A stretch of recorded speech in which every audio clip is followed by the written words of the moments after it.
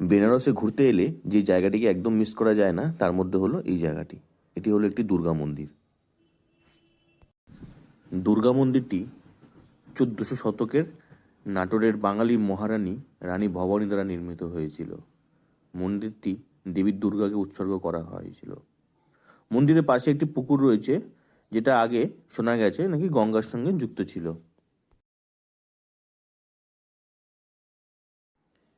এই মন্দিরে পুজো দিতে গেলে তোমাকে সকাল সকাল পৌঁছে যেতে হবে এই দুর্গা মন্দিরে।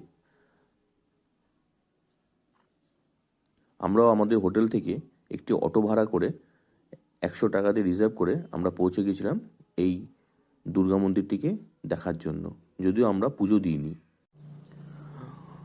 ভাগবত পুরাণে 23তম অধ্যায়ে এই মন্দিরের উৎস ব্যাখ্যা করা হয়েছে। বইটি পড়লে জানতে পারবে কাশীর নরেশ তখনকার সময়ের বেনারসের রাজা তার কন্যা শশীকলার বিবাহের জন্য স্বয়ম্বর আহ্বান করেছিলেন। রাজা পরে জানতে পারেন যে তার রাজকন্যা বনবাসী রাজকুমার সুদর্শনের প্রেমে পড়েছিলেন। কাশী নরেশ তার মেয়েকে গোপনে অন্য রাজপুত্রের সঙ্গে বিয়ে দেন। অন্যান্য রাজারা যারা স্বয়ম্বরে আমন্ত্রণ জানানো হয়েছিল তারা বিয়ের কথা জানতে পেরে রেগে গিয়ে কাশী নরেশের সাথে যুদ্ধ লিপ্ত হন। যুদ্ধের পরে কাশী নরেশ বারাণসীকে রক্ষা করার জন্য দুর্গার কাছে আবেদন করেছিলেন। সেই বিশ্বাসে এই মন্দিরটি নির্মিত হয়েছিল তখনকার সময়ে। যদি আমার এই ভিডিওটি তোমাদেরকে ভালো লাগে তাহলে অবশ্যই একটা লাইক দিও এবং শেয়ার করো। রইল পরের গল্পতে।